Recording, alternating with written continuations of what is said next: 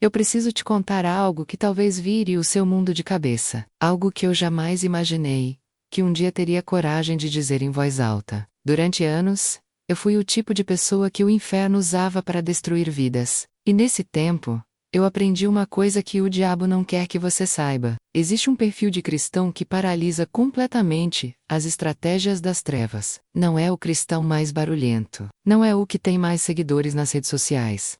Não é o que frequenta mais cultos durante a semana. É um tipo específico, um tipo raro. E quando o inferno se depara com esse cristão, o que acontece é algo que eu vi com os meus próprios olhos, e que mudou a minha vida para sempre. Eu vim do lado de lá. Eu conheci o mundo das trevas, por dentro. Aprendi a lançar feitiços, a operar no mundo espiritual com intenção de destruir. E durante muito tempo acreditei que nada era mais poderoso do que aquilo que eu praticava.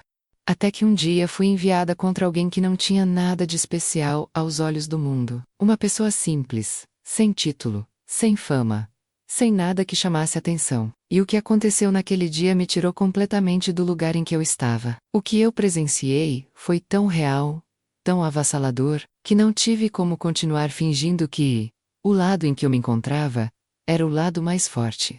Se você já se perguntou por que algumas pessoas parecem intocáveis, espiritualmente, enquanto outras vivem sendo sacudidas por tudo, você precisa ficar até o final deste vídeo. O que eu vou revelar aqui não é teoria, é o que eu vivi, o que eu vi, e o que me transformou completamente. Antes de continuar, escreve aqui nos comentários. Eu creio no poder da palavra. Quero saber quantas pessoas estão aqui com o coração aberto para receber o que vem a seguir. Eu não cresci em uma família comum. Não tive infância de domingo na igreja, não ouvi histórias bíblicas antes de dormir, não aprendi a orar antes das refeições. O que eu aprendi desde cedo foi completamente diferente. Cresci em um ambiente onde o mundo espiritual era tratado como uma ferramenta. Uma ferramenta de poder, de controle e de destruição. Minha iniciação nas práticas das trevas aconteceu ainda na infância, dentro do próprio núcleo familiar. Não foi uma escolha que eu fiz conscientemente com maturidade. Foi algo que foi sendo construído ao meu redor, como se fosse natural, como se fosse parte da herança que eu estava recebendo. E por muitos anos, eu acreditei que era exatamente isso: uma herança, um dom, um caminho. Com o tempo, fui aprendendo a enxergar o que a maioria das pessoas não vê. Aprendi a perceber fragilidades espirituais em outros, a identificar padrões que abriam espaço para a influência demoníaca e a operar em dimensões que a maioria das pessoas nem acredita que existem. Eu não era iniciante. Eu era alguém que havia mergulhado fundo naquele mundo, que havia sido treinada, moldada e enviada com propósitos específicos. E um dos principais propósitos era este: identificar cristãos e encontrar formas de destruí-los. Pode parecer chocante ouvir isso dito de forma tão direta, mas é a verdade. O alvo prioritário das trevas nunca foi o mundo que já estava perdido. O alvo era exatamente quem havia encontrado a luz. Porque uma pessoa que conhece a verdade e vive de acordo com ela, representa uma ameaça real ao reino das trevas. Ela não apenas se protege, ela ilumina os que estão ao redor. Ela quebra correntes que aprisionam famílias inteiras. Ela ora e o ambiente ao redor se transforma. Então sim, eu fui treinada para atacar cristãos. E durante um período considerável da minha vida, eu fiz isso com dedicação. Mas tem algo que nenhum treinamento nas trevas conseguiu me preparar para enfrentar. E foi justamente esse algo que começou a desmontar tudo que eu acreditava ser verdade. Eu precisava entender por que, diante de certos cristãos, tudo que eu tentava simplesmente não funcionava.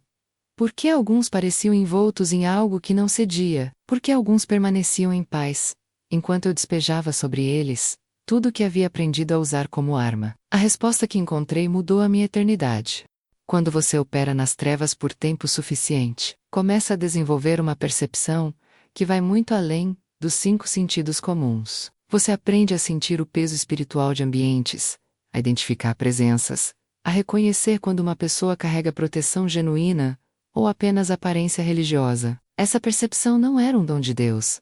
Era algo construído através de práticas que eu hoje sei que tinham um custo altíssimo, mas na época, eu enxergava como uma habilidade, uma vé.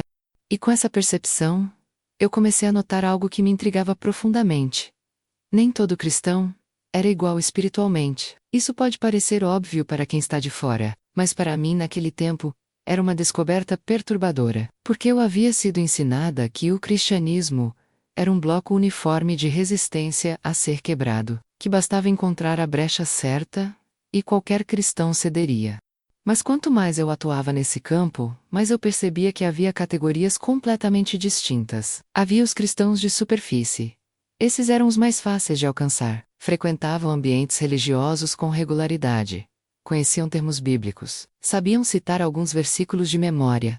Mas viviam emocionalmente instáveis.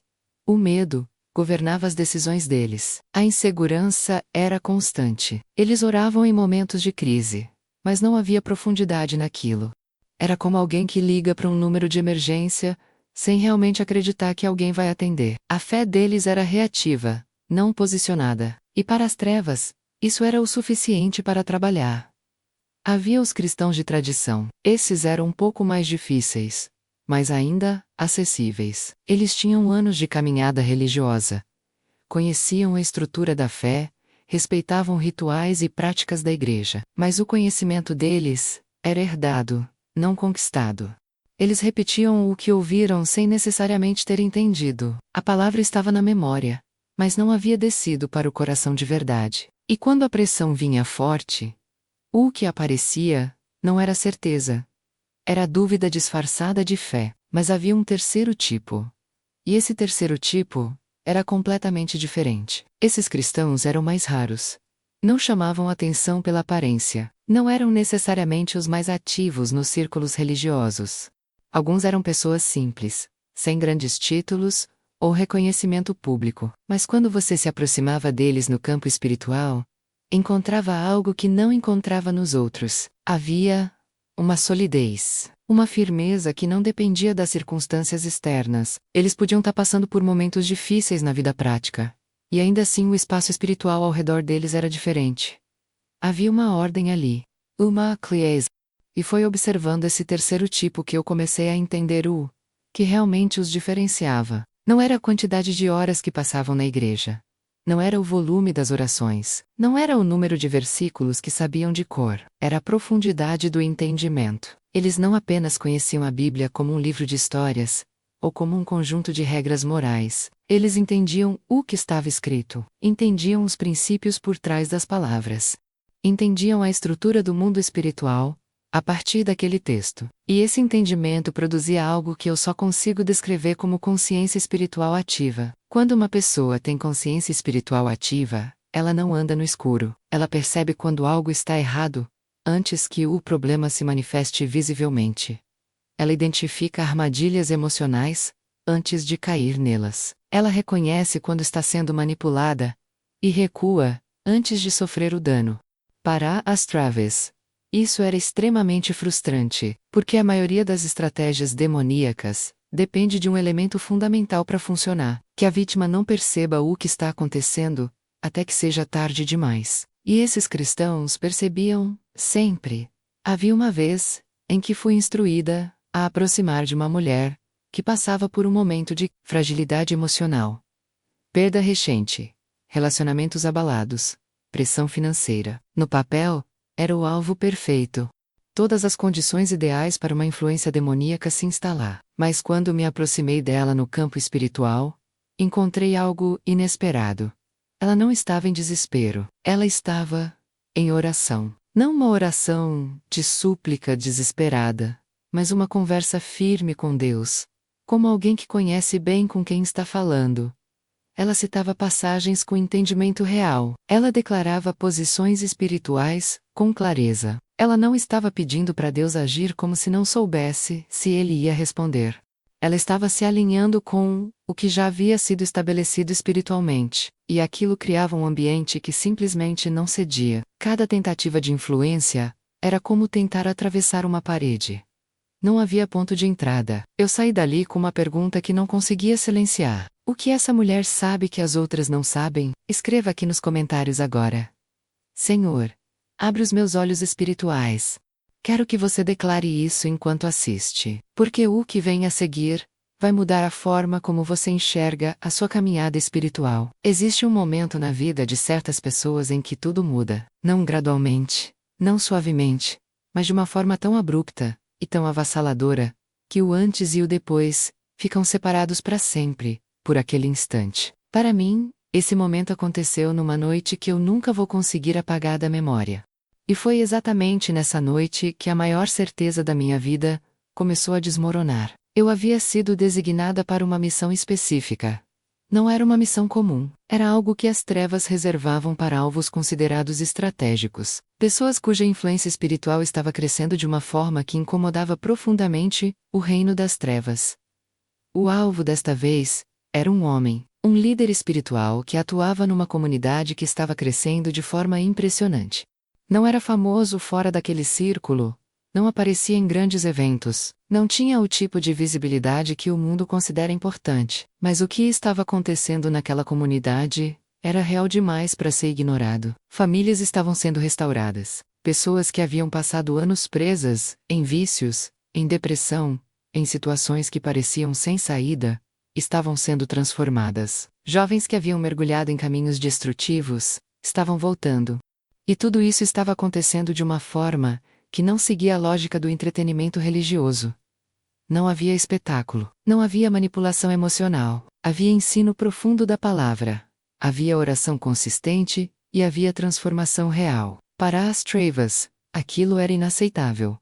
Então eu fui enviada, e desta vez, não fui sozinha.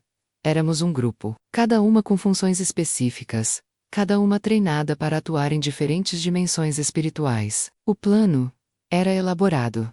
Havíamos feito preparações por dias antes daquela noite, rituais, invocações, alinhamentos espirituais, tudo calculado para garantir que a missão tivesse o máximo de força possível. Quando chegamos àquele lugar, havia um culto acontecendo. O ambiente do lado de fora parecia comum. Nada que chamasse a atenção de quem passasse pela rua. Mas quando eu comecei a perceber espiritualmente o que havia ali dentro, algo me perturbou imediatamente.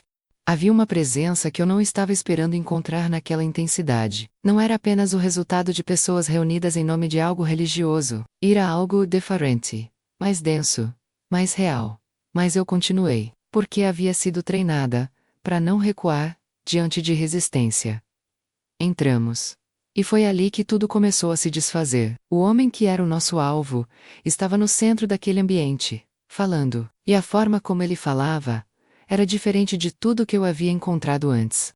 Não havia exagero emocional. Não havia tentativa de impressionar. Havia simplesmente alguém que conhecia profundamente o que estava dizendo, e sabia exatamente por que estava dizendo. Cada palavra carregava um peso que não era apenas humano. Era como se por trás de cada frase houvesse uma estrutura espiritual sólida, construída ao longo de anos de entendimento real da palavra de Deus.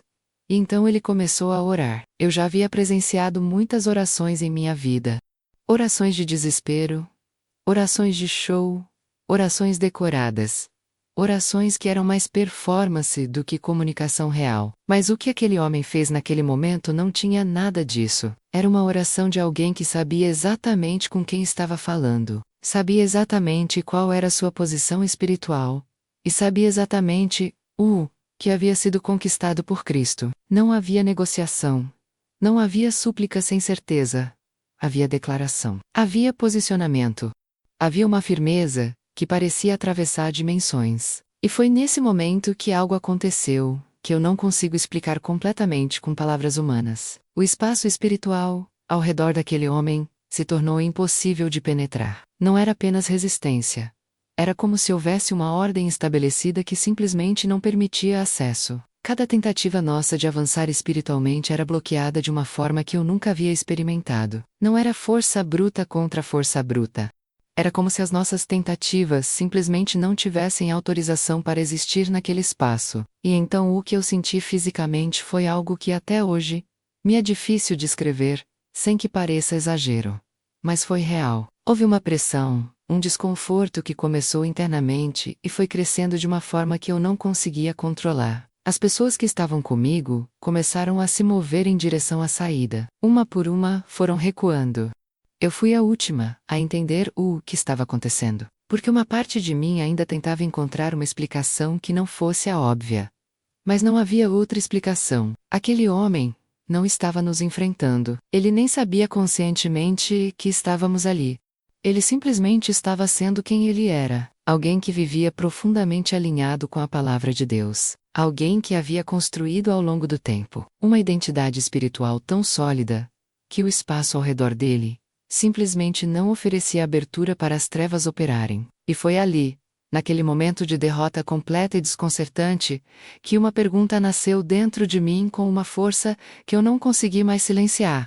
Se o que eu praticava era realmente mais poderoso, por que recuava diante de alguém que simplesmente conhecia e vivia a Bíblia? Aquela pergunta não me deixou dormir naquela noite. Não me deixou em paz nos dias que se seguiram, porque ela não era apenas uma pergunta intelectual.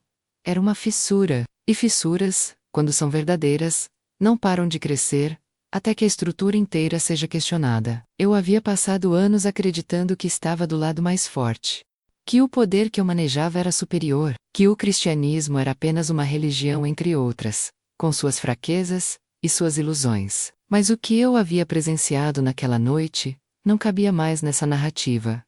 Eu havia visto autoridade real, havia visto proteção real, havia visto algo que não podia ser fabricado, comprado ou aprendido em nenhum ritual que eu conhecia. Havia visto a verdade funcionando. E a verdade, quando você a encontra de verdade, não pede licença para entrar.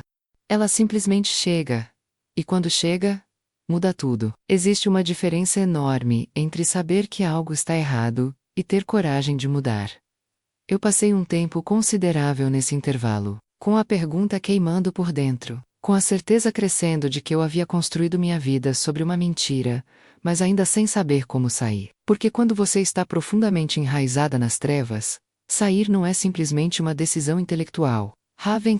Há compromissos feitos em dimensões que vão além do visível. Há um peso que não se dissolve apenas com a vontade de mudar, mas havia algo que continuava acontecendo dentro de mim, que eu não conseguia controlar. Toda vez que eu tentava voltar à rotina das práticas, havia uma resistência interna que antes não existia, como se uma parte de mim já soubesse que aquele caminho estava encerrado, mesmo que outra parte ainda tentasse insistir.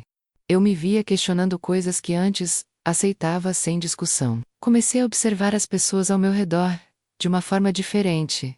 Não mais como alvos ou como peças num jogo espiritual, mas como pessoas reais, com histórias reais, com dores reais. E aquilo me incomodava de uma forma que eu não sabia lidar. Foi nesse período que eu comecei a me aproximar da Bíblia. Não foi um movimento religioso. Não foi porque alguém me evangelizou com argumentos convincentes, ou porque eu fui a algum culto e me emocionei. Foi algo muito mais simples, e ao mesmo tempo muito mais profundo. Eu precisava entender o que havia naquele livro que produzia o tipo de pessoa que eu havia encontrado. Precisava entender de onde vinha aquela autoridade, aquela firmeza, aquela paz que não cedia diante de pressão. Então eu comecei a ler. E o que aconteceu quando eu comecei a ler foi algo que eu não estava preparada para experimentar. A palavra entrou, não como informação, não como doutrina. Entrou como algo vivo, como algo que encontrava exatamente os pontos mais fraturados dentro de mim, e começava a trabalhar neles. Havia passagens que eu lia e precisava parar, porque o peso do que estava escrito era maior do que eu conseguia processar de uma vez. Havia versículos que descreviam com uma precisão desconcertante exatamente o que eu havia vivido, o que eu havia feito, o que eu havia sofrido sem nem perceber que estava sofrendo. E havia uma verdade que continuava aparecendo de formas diferentes ao longo de todo aquele texto. A verdade de que havia um resgate disponível, de que o que eu havia feito, o que eu havia sido, o que eu havia carregado, nada disso estava além do alcance de uma graça que eu ainda não conseguia dimensionar completamente. O momento em que eu me rendi não foi dramático, do ponto de vista externo. Não houve trovão, não houve visão espetacular, não houve nenhum tipo de cena que parecesse roteiro de filme. Foi silencioso. Foi simples. Foi eu, sozinha, com a Bíblia aberta, chegando ao ponto em que não havia mais como sustentar a resistência. Não porque alguém havia me convencido, mas porque a verdade havia feito o seu trabalho, e eu simplesmente não tinha mais argumentos contra ela.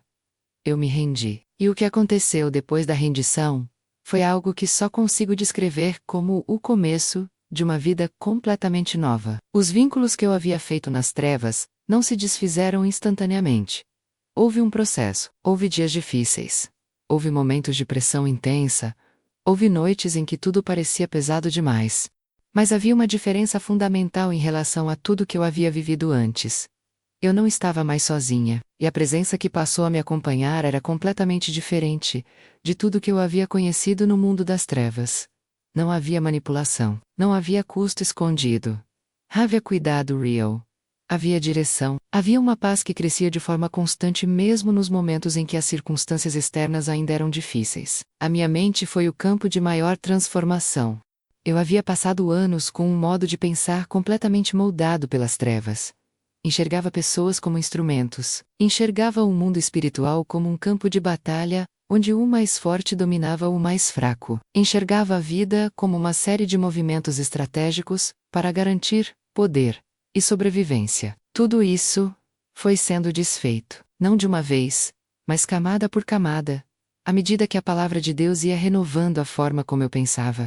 E eu preciso te dizer algo com toda a clareza que tenho. O que aconteceu comigo pode acontecer com qualquer pessoa. Não importa de onde você veio. Não importa o que você fez. Não importa o quanto você acredita que está longe demais para ser alcançado. A graça que me encontrou no ponto mais sombrio da minha história é a mesma que está disponível para você agora. A verdade que desfez tudo o que eu havia construído nas trevas é a mesma verdade que está escrita naquele livro, que talvez você tenha em casa, e ainda não abriu com profundidade real. Você não precisa ter vivido o que eu vivi para precisar do que eu encontrei. Se este testemunho tocou alguma coisa dentro de você, compartilhe este vídeo agora, com alguém que você sabe que precisa ouvir isso. Às vezes uma mensagem chega através de nós, para alguém que está esperando, sem saber que estava esperando. Depois de tudo que eu vivi, depois de ter estado do lado de lá e ter visto como o mundo espiritual realmente funciona, eu não consigo mais ser superficial quando falo sobre a caminhada cristã. Porque eu sei o que está em jogo. Eu sei o que acontece nas dimensões que os olhos físicos não enxergam. E eu sei com precisão o que separa um cristão que permanece firme de um cristão que vive sendo sacudido por tudo. Por isso eu preciso falar com você de forma direta agora. Não como religião. Não como teoria. Como alguém que esteve do outro lado e viu a realidade espiritual funcionar na prática. A primeira coisa que eu preciso te dizer é esta: o mundo espiritual é real. E ele é agora. Muitas pessoas tratam a espiritualidade como algo reservado para momentos específicos. O culto de domingo. A oração antes de dormir. O versículo lido rapidamente pela manhã. E fora desses momentos, a vida segue como se o mundo espiritual estivesse em pausa. Mas ele não está. Ele funciona continuamente. As trevas não têm horário de expediente. As estratégias demoníacas não esperam você terminar sua rotina para começar a operar. Elas atuam nos intervalos, nas distrações, nas decisões aparentemente pequenas, nos sentimentos alimentados em silêncio. Isso não é para gerar medo. É para gerar consciência. E consciência é exatamente o que diferencia o cristão que permanece do cristão que cede. A segunda coisa que eu preciso te dizer é sobre o que eu chamaria de brechas espirituais. Quando eu atuava nas trevas, nós éramos treinadas a procurar especificamente essas brechas em cada alvo. E eu preciso ser honesta com você sobre o que eram essas brechas. Porque Recon Reckless pode mudar completamente a sua vida. A brecha mais comum que encontrávamos era a falta de perdão. Não a falta de perdão declarada, mas a falta de perdão alimentada, em silêncio. Aquela mágoa que a pessoa carregava há anos sem resolver.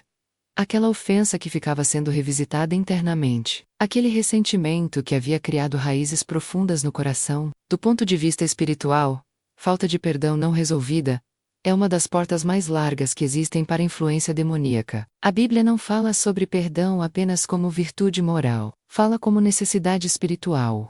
E eu vi isso funcionar na prática de uma forma que nenhum argumento teológico conseguiria me convencer com mais força. A segunda brecha que encontrávamos com frequência era o pecado consciente mantido em segredo. Não o erro cometido e confessado. Não a falha reconhecida e corrigida. Mas o pecado que a pessoa sabia que estava praticando, que sabia que estava errado, mas que escolhia manter escondido.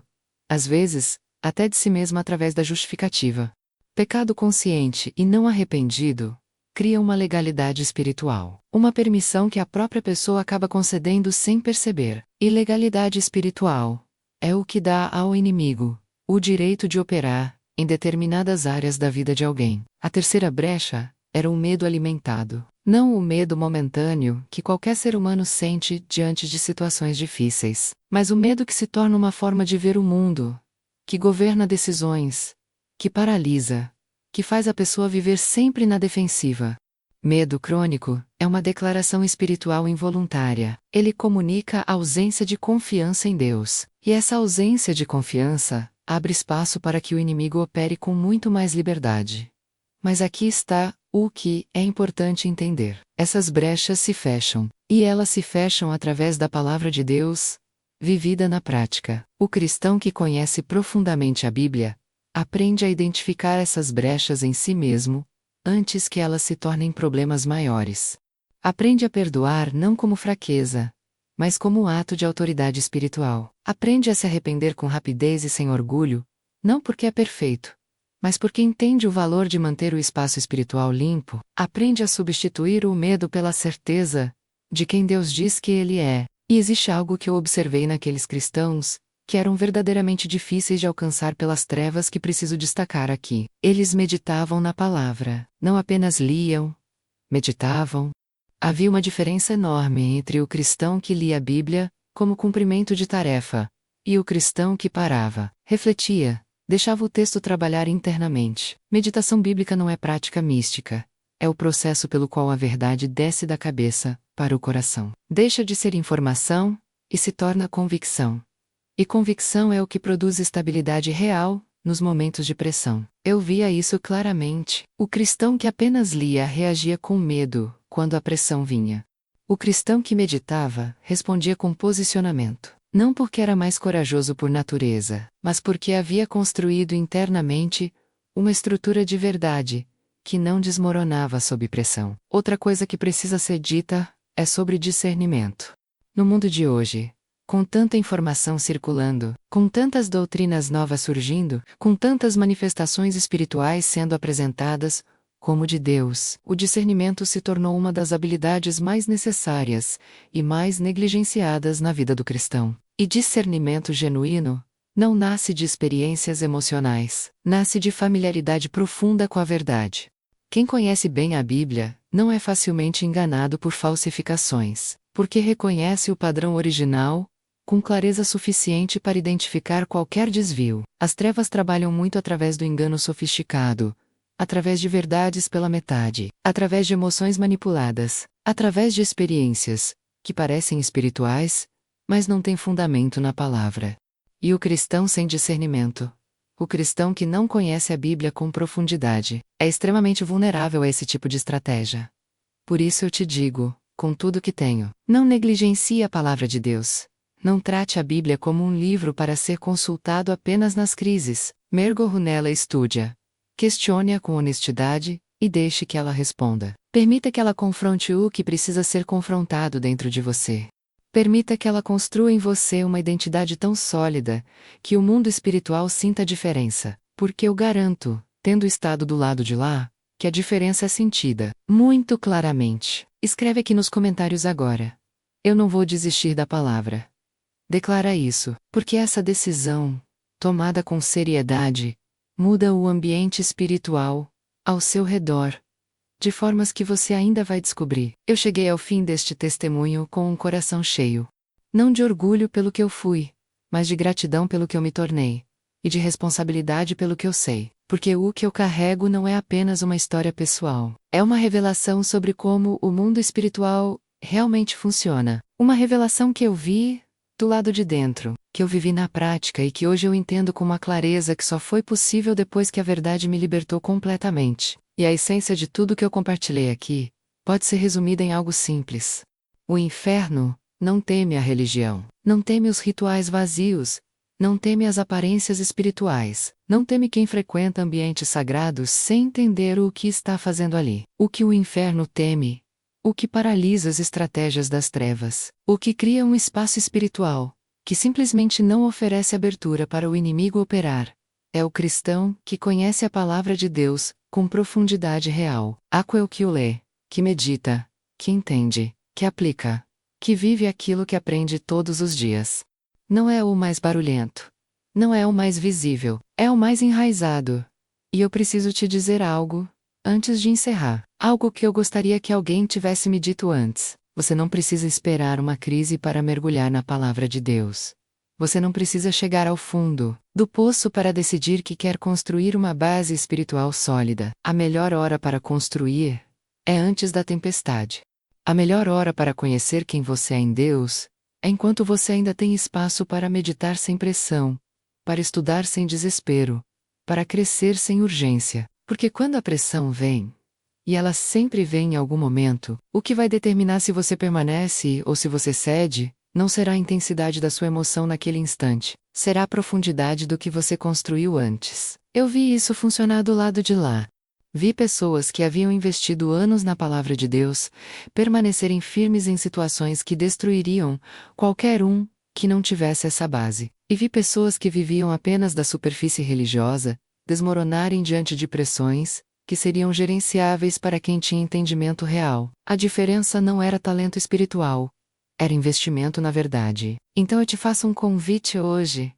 Não um convite religioso, um convite real. Abre a Bíblia com intenção, não para cumprir tarefa, para encontrar quem você realmente é diante de Deus, para descobrir o que já foi conquistado por Cristo e o que isso significa para a sua vida prática hoje. Para construir uma identidade espiritual tão sólida que nenhuma estratégia das trevas consiga encontrar ponto de entrada. Porque você foi feito para isso. Para viver em um nível espiritual que a maioria das pessoas nem sabe que existe. E o inferno sabe disso melhor do que ninguém. Antes de sair daqui, eu preciso te pedir 3 coisas. A primeira é esta. Escreve agora nos comentários. O inferno treme quando eu oro. Declara isso com convicção, porque essa frase não é apenas palavras, é um posicionamento espiritual que você está fazendo publicamente e que tem peso real no mundo espiritual. A segunda coisa que eu te peço é que você compartilhe este vídeo agora com alguém que você sabe que precisa ouvir isso. Pode ser alguém que está passando por um momento difícil, alguém que está distante de Deus, alguém que nunca entendeu o real valor da palavra. Você pode ser um instrumento que leva essa revelação até essa pessoa hoje. Não subestime o poder de um compartilhamento feito com intenção. E a terceira coisa, se você ainda não se inscreveu neste canal, faz isso agora, e deixa o like neste vídeo. Porque aqui, você não vai encontrar entretenimento religioso, vai encontrar verdade. Verdade que confronta, que liberta e que constrói. E tem muito mais vindo por aí. Revelações que vão continuar abrindo seus olhos para o que realmente está acontecendo no mundo espiritual hoje. Obrigada por ter ficado até aqui. Obrigada por ter ouvido com o coração aberto. E que a verdade que você recebeu hoje não fique apenas na memória, que ela desça fundo, que ela se torne convicção, que ela mude o ambiente espiritual ao seu redor de uma forma que você e as pessoas ao seu redor possam sentir. Porque esse é o tipo de cristão que o mundo precisa hoje. E esse tipo de cristão começa com uma decisão. A decisão de conhecer a verdade de verdade.